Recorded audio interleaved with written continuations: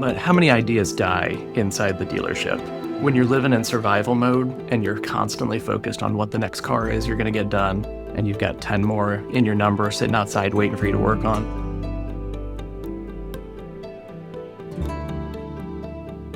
You get home, I'm a father of 3 kids, as you know. It doesn't leave a lot of time for thinking, for thought creation, for the creativity that it takes to come up with something, a solution of this size. So with that in mind, I left in January.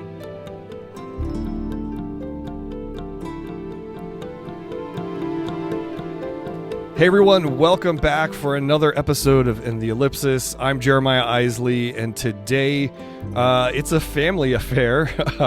We have a founder that is working on getting to a goal that is, long dreamed of. And so it's kind of, he's in the ellipsis right now, which is, it's kind of a cool take on that. Before we get started though, just a quick reminder, if you have a story you want to share and you'd like to be on the show, of course you can hit me up with all my contact info in the show notes below.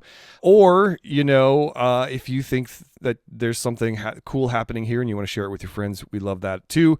And of course, I should always mention that we are brought to you by Crooked Path Productions, where we help people make podcasts and tell their stories, just like this show right here. So with that, we're going to bring in Jim Eisenberger. Hey, Jim, I'll let you take it from here. Tell us sort of where you started and where you are. I know you're sort of still working towards your goal, and I'll let you sort of start us off with those bookends that we don't really have that second end to the story yet. So I'll let you take it from here. Yeah, definitely in the ellipsis currently. Looking forward to a part 2 and seeing where this takes us. Absolutely. Thank you for having me on. I appreciate it. This is my first podcast, so hopefully it goes well. I guess to go with where I started, my 18th birthday, we can take it all the way back that far. I was a technician. I started my job as a technician on my 18th birthday. 18 years there, and it hit pretty hard. And I said, I've been here for 18 years. If I do another 18 here, that makes me 54. And I'm not close to retiring at 54, especially as a technician. And I didn't think I had another 18 years in me, so it was time to start figuring out ways to help make some income while still in the automotive industry. So I don't know how far I need to expand on that, or if you want to ask any questions. Sure. So tell me about what that led you to. I love the forward thinking of, I don't know if I have another 18 years of this in me. I've been there myself in certain industries and certain positions and jobs, and been like, yeah, I need to figure something out there. So where did that take you? Did you step out of being a technician or career change? What was the next step after you sort of had that realization? Basically, at one point while in that 18th year, I started training an apprentice. We got along great. He had bigger visions as a software designer. So I wanted to follow with him and help him. I thought that was going to be my path out at that point. Things changed, and I actually had a vision, and I said I have an idea for something we can do to help other technicians. So we kind of flipped, and I ended up starting a corporation. He and I were working together on it. As it happens sometimes with startups, the partnership didn't work out as we wanted it to. But from there, I at least had the basis of an idea of where I wanted to go. I contacted a couple local developers and found that people were very willing to help. A lot of people loved the idea early. And that validation led me to just keep pushing. And without jumping ahead to where we are now, there's a lot of middle steps in between. But basically, a lot of late nights designing a product that I thought would fully help technicians. Going back to save my past self, really, who was a technician, something that I would have used and something that would have helped me be, something that would have helped me stay in this industry for that extra 18 years. Sure. So let's go ahead and jump ahead a little bit. What is the thing that you're developing, your corporation? Like what are you now? Like, are you a corporation? Are you just an LLC? Or I guess that's still a corporation. But what are you developing? What is that thing that would help other people that were are where you were. That's the phrase I'm trying to get there. Yeah, sure. So yes, we are a C corp in the state of Delaware, but it's a automotive software diagnostic and replacement application. So I'm not supposed to use the term shop foreman anymore because apparently that's looked down upon from outsiders in the industry. But this is a product that is going to bring the knowledge of a 30, 40-year technician to somebody who's starting day one. After seeing what technicians go through and what the learning curve is like for a new technician these days, I mean, you're working on anything from 15, 20 years old to a 2025 Navigator that's, customer paid $120,000 for it and they want it to be perfect. Yeah. And they're expecting you on your first day to know how to do this job. So I wanted to give them a step-by-step guide on how to understand what they're working on and how to fix it, how to diagnose it, something that keeps them a little more organized with parts. Again, all the things that would have helped me, but using augmented reality to make this a format that technicians can understand. So it's augmented reality. So it's sort of hands-on. Is it a Yes. phone app? Is it hardware like a headset? What form does it take? It's going to start off on Okay. a tablet. That being because I'd love my first customer to be Ford Mobile Service, where they send a technician out to your house.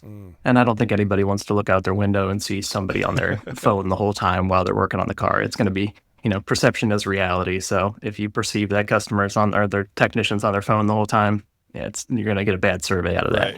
Right. So we're going to start off on a tablet. We'll eventually have phone support to help work into all the technicians in the shop. But I'm actually going to meet with Ford at 2 days nice. from now in Orlando. So, yeah. So when trying to figure out what the ellipsis means right now, I am in the thick of it. Means I've got to use your crooked path here. It is definitely I've got one arm here and one arm here, and it's trying to figure out which step moves us forward fastest and to where we want to go. Yeah, and it's funny you said that because I was thinking that as you're talking about you partnered with somebody and it didn't work out, and so you kind of went in a different direction. Take me through some of those steps now. So let's go back just a little bit of you're in the shop, you're thinking, I don't have 18 more years of this in me. There are steps that you're taking. I mean, I'm assuming you're still working full time somewhere, or are you getting to the point where you're going to step away from that? Where are you, leading up to some of those decisions? I went out on a limb. I did the old take out loans and let's see where this gets us. Once I got the validation that the idea was going to take off, and I had quite a few people tell me, you're onto something here. I realized how many ideas die inside the dealership. When you're living in survival mode and you're constantly focused on what the next car is you're going to get done, and you've got 10 more in your number sitting outside waiting for you to work on, then you get home. I'm a father of 3 kids, as you know. Yep.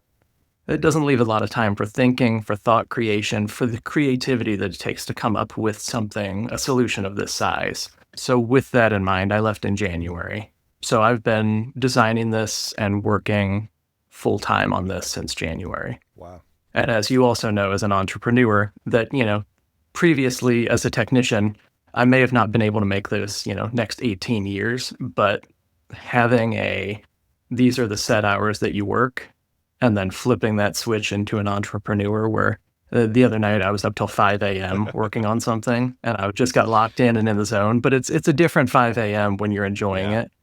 And it's just, you're in the groove and you keep rolling on things. But the amount of time now that I work compared to before is probably twice as much, although it's at home now. Yeah, there's certainly, I don't know what the term would be for it, but there's a marked difference of me sitting up in my editing bay working till 3 or 4 a.m. on a project that I am so passionate about, or it's my own or whatever, versus punching the clock and just trying to slog through another day. And the term that came to mind when you're talking about you're in the dealership and you've got 10 cars waiting for you, and it's that sort of the tyranny of the urgent, right? Like that urgency of your day job and everything that that is around you, it has like this hold on you, and it makes it very, very difficult. So take me back to January. Obviously, you're a family guy. I know your family. I mentioned that earlier in the show. You are my wife's cousin's son-in-law. I don't know what that makes us, but I think I think I was told first cousins once removed. Yeah, I know there's like a removal in there somewhere. Maybe 2 removals. I don't know. Potentially. But take us a little bit into that family side of that decision of, we're going to make a leap. We're going to take out some loans. We're going to do, what's going into that, and sort of the process that you guys went through to say, all right, I'm putting in my notice. Take us to that moment. I started thinking about that in like October of last year, and it became more clear that this was the path. It's a risk, obviously. With the co-founder situation, the way we had started up, I thought we would be further along in January. He was more of the technical guy, and this is not to throw him under the bus or shade. It just, life happens, and I get that. But with that being said, there was some time in January and February where I thought we'd be further along in the process. So it did make for some stressful times. But going to the day that I left, though, and I didn't even put 2 and 2 together for this, but I walked out of the dealership. I gave my notice. I went over, said goodbye to a couple of friends in the dealership, see you around. I walked out the door. This was on January 20th, I believe, Inauguration Day. I walked out the door into the parking lot to the F-16s flying over. Oh. And it was like, okay. It was like, just felt like, for some reason, this feels like it's meant to happen right now. Today's the day. Didn't even think about Inauguration Day. Right. I mean, obviously my life was changing at that moment. I was more focused on getting our youngest son. We were taking him to the Cavs game for a Christmas present. So we ended up taking him to the Cavs game right after I left work too. It was like a 3:30 game, and I think I left at like noon, 1 o'clock. By the time I was fully out the door and home, it kind of, there's been little signs along the way that have said, this is the right path. And maybe those are a stretch, but it's got me to where I am right now, which is, again, about to meet Ford, investors in the mix. And I've got 5 pilot dealers who are ready to jump on this. So I'm not great at answering your questions in order. No, you're good. You're good. I was actually going to get to that. So like, you mentioned investors. We talked a little bit in pre-show about that. Where are you in that path? Are you still looking for investors? If you want to take a moment to make that pitch to any investors that may be listening, go for it. But, where are you sort of in your funding journey? What's your strategy in that as you are kind of going towards, I wouldn't say a finish line, but, getting this thing launched and integrated out there? Sure. So the bookends of my journey for funding here, I started off with what would probably most people consider the biggest automotive investor in the world, at least in America. And I had no idea at the time. I was young, inexperienced in this industry and this side of it as a founder. I reached out on a Saturday via just a website form on this guy's page, and he emailed back like 5 minutes later, said, let's set up a call. We set up a call. I asked him pretty much in over my head. I went for a full build ask price to try to get to market, not knowing how this works, even though there were 2 people who said, hey, you should chunk this out and you should ask for an angel round first instead of going for a full seed round without a working product. Lessons learned along the way there. But so I didn't get laughed out of the room, which was kind of in that moment said, okay, all right, well, let's go back to the drawing board. Let's figure out how we can make this more reasonable. So all he asked for was more traction, which I understand is a VC's way of saying, yeah, go back and prove it a little bit more anyway.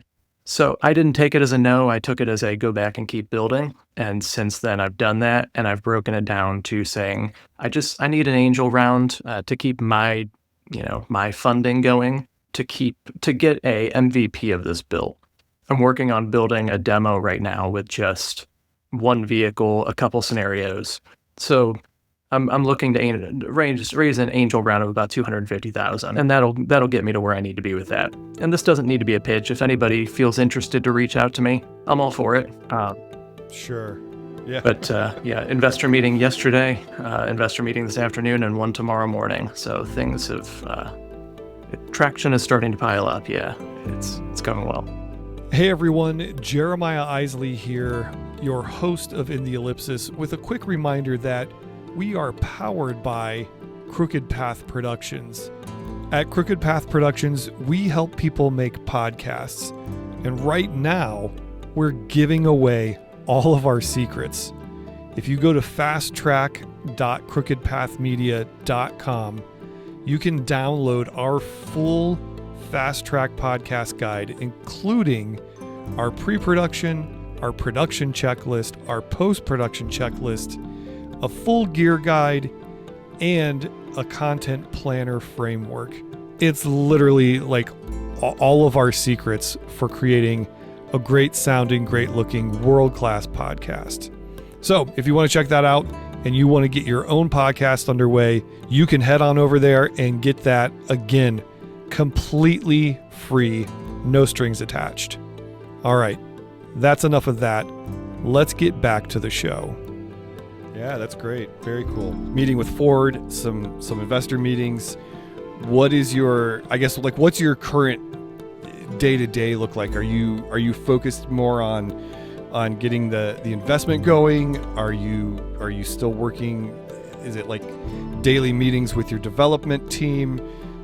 What sort of, how does your day-to-day work out now? Like, obviously when you were at a dealership, you clock in, you fix cars, you clock out, you go home. Yeah. And your day's kind of structured. Like, how are you handling structuring?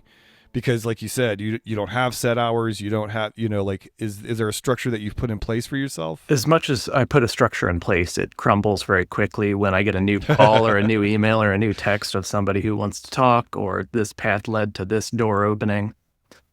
It's very strange because, like, as a flat rate technician, you go from, like you said, you work on this job, you turn this job in, you get paid on that job, and it's closed. You go on to the next one and you get paid on that one. And then you clock out at 6 o'clock, 5 o'clock, and you go home. Now it very much is, I mean, even yesterday morning, I put out a LinkedIn post a few days ago that inspired somebody to reach out. He reached out yesterday morning. It's an investor. And we met yesterday at noon. I mean, it was like 9:30 a.m. to noon we were meeting. And now we're meeting again today.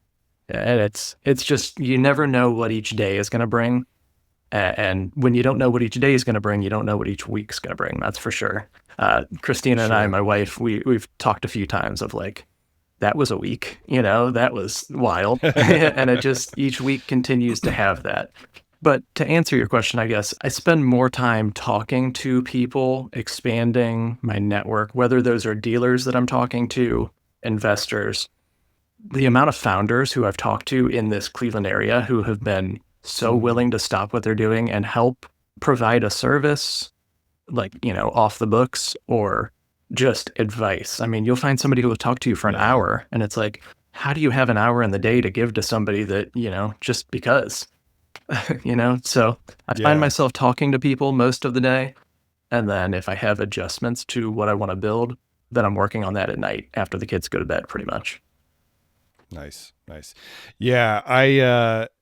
I have noticed just from doing even this podcast, but then I've talked to founders outside of this format, the willingness to share like knowledge and information and advice and is really cool. I don't know. I think there's something about the entrepreneurial spirit, I guess. I don't know. That's kind of a cliche, but like there's something about people that think that way about life and providing for your family and sort of carving your own path, that they almost don't see others as competition. It's like, hey, yeah, you should be doing this too, and I'm going to help you. I think it really inspires this thought for me that I feel it already through this journey, that there are times where it's very lonely, and there are times where, having somebody who has that good advice reach out to you and help you along the way being able to give that Yeah. back to somebody else in the future. I mean, I'm still pretty young and pretty new in this, so nobody's really going to listen to somebody who's been doing this for 4 or 5 months.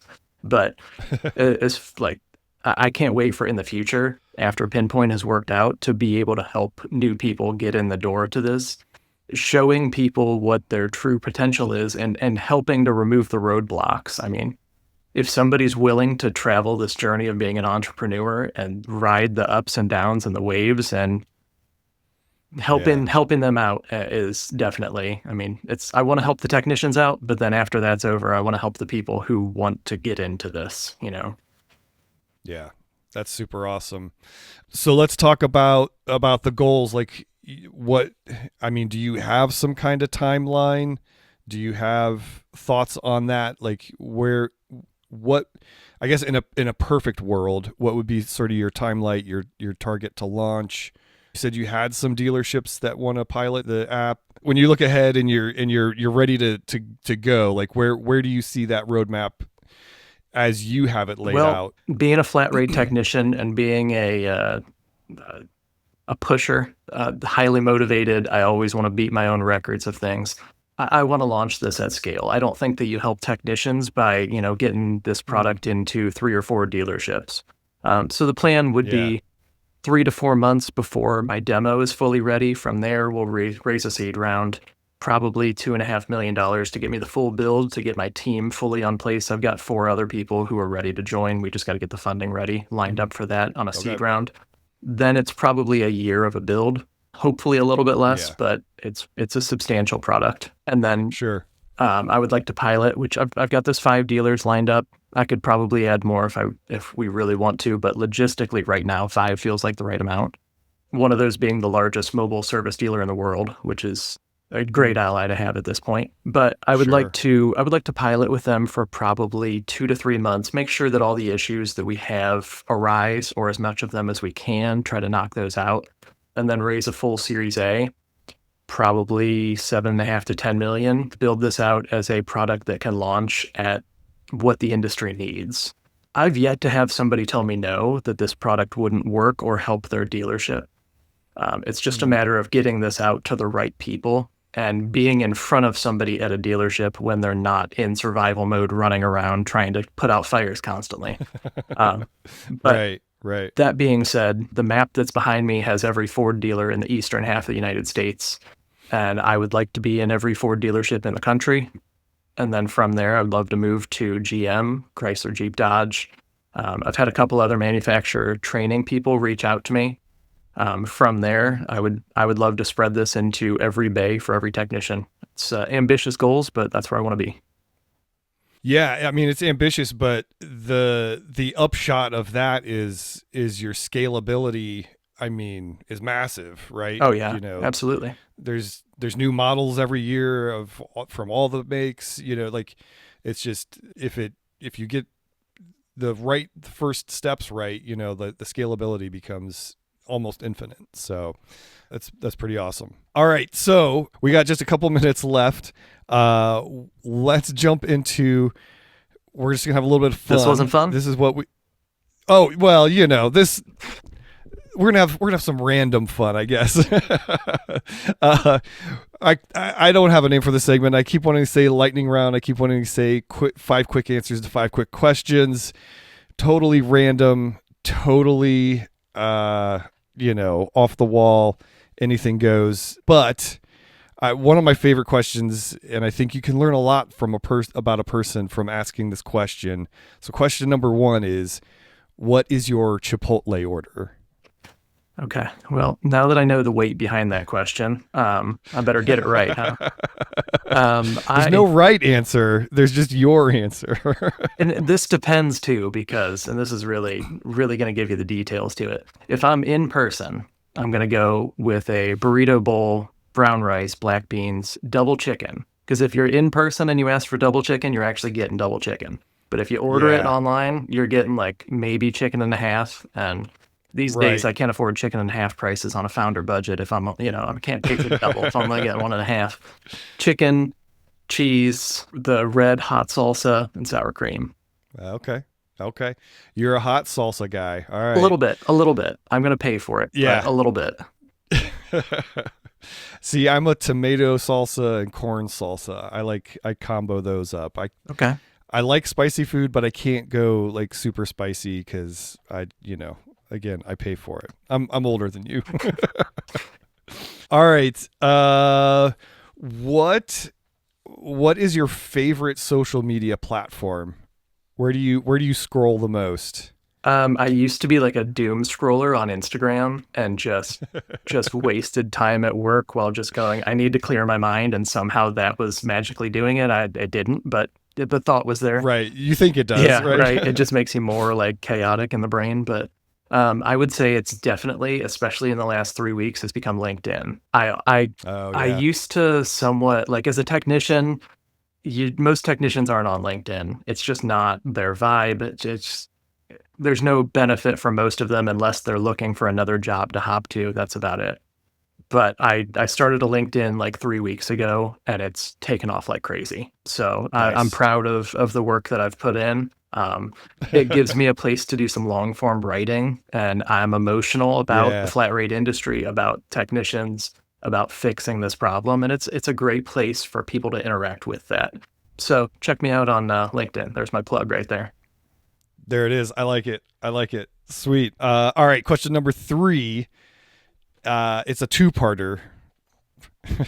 If you could have a superpower, what would it be? And the second part is why. Superpower. Probably, especially right now as a founder, the a pause button on time.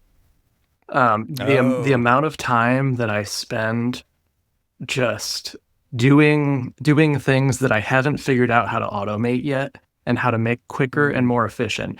As my kids want to play, as somebody needs a snack, and summer break just started today, so there's going to be a lot more yeah. snacks to dish out. All of these things, and you've got a thought on your mind, and you really just want to get that thought out. Whether that's an improvement to the app, somebody I need to talk to, a note to give to somebody, whatever it may be. And when time doesn't allow for you to stop what you're doing and do that at that moment, sometimes you lose traction on it, and then later you come back and it's just not the same. So having a pause button for sure. That's a good one. Having my oldest son graduate just a couple weeks ago, that pause button on time for many, many reasons would be Yes. very, very nice. Absolutely. All right. That was number 3. Number 4, if you could have dinner with anybody, past or present, real or fictional, who would it be? This is just like kid free.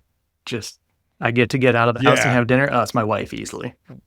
Oh, oh, okay. Just give me a date night Okay. with the wife and somebody watching the kids, and yes, that's what I want. That's fair. I'm there with you. If I could just get like 2 minutes to talk to my wife Yes, without somebody absolutely. asking a question. Yeah. All right. All right. Cool. All right. I saved the heaviest one for the last, and you and I, big Cleveland sports fans, what was the biggest Cleveland sports heartbreak of your life? Which one hit the hardest? I know there's a lot.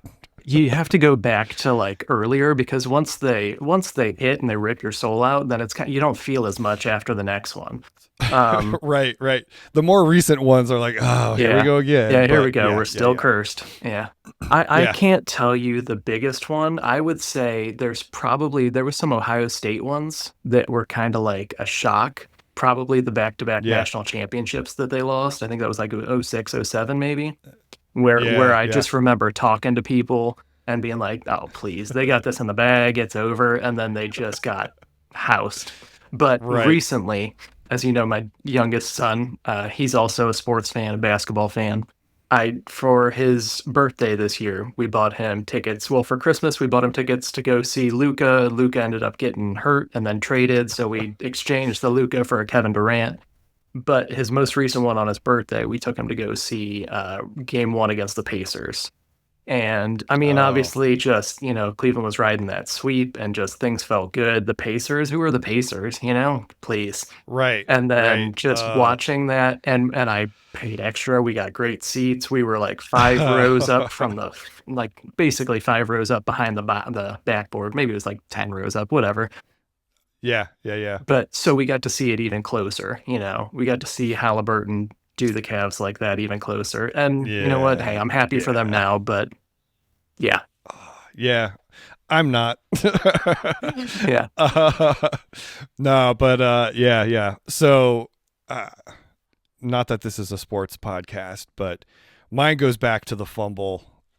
I was a kid watching on TV, and I was like, Biner rounds, there's the field's wide open, and he just gets stripped on the one, and we didn't go to the Super Bowl. So yeah, and then it really cemented it for me when ESPN did that 30 for 30, and like he's still just in tears about it and apologizing to the city and the fans, and I was like, I made my kids watch that. I was like, this is why I am how I am. I was not around. I was, not a sports Yeah, fan at that time, but I'm at least yeah, old enough to know that every time that a Cleveland sports team plays on Monday Night Football or a playoff game of any sort, it's like, here it comes. Here comes the graphic of every time we yeah, fumbled a lead, fumbled a game. I mean, I would say that yeah. World Series versus the Cubs. The When Cubs, yeah, yeah. was it a rain delay, something like that, and like the The 10th rain inning? delay, Oh, the rain delay did us in. Yeah. yeah. Oh, yeah. That was the year, man. We had the championship that year. We should have had the World Series, but Anyway, all Next right. time. Well, yeah. Let's wrap things up here, because you and I will talk sports for an hour, and Yes. that's not why people are tuning in. All right. So wrap up. Where can people find you? I know you mentioned LinkedIn. If people want to invest and reach out to you that way, just give the time to you to kind of shamelessly plug all the ways people can get a hold of you and find you on social media. Okay. I'm pretty limited at this point, so it's just James Eisenberger Okay. on LinkedIn. You'll see my picture, and you'll know it's me. Then there's Jim at pinpointxr.com. But we're trying to keep some of the details hidden for this point until we're, a little further along in the build process. So the website's coming. Yeah, yeah. But yeah. Sweet. Yeah, and I'll put all that stuff in the show notes so you can link there and just click on those links and find him everywhere that he is. Quick reminder once again, if you've heard something today that inspired you and you think another founder needs to hear it, or anybody needs to hear it, a dealer needs to hear it, sharing this episode is a great way to thank Jim for his time today coming on the show. Hey man, thanks so much for being here today. Hey, thanks for having me. Again, first podcast. Hopefully I did all right. Sorry for the rambling. No, you're great. It was perfect. So, all right. Once again, I'm Jeremiah Isley. Thanks for listening. And until next time, you're in the Ellipsis.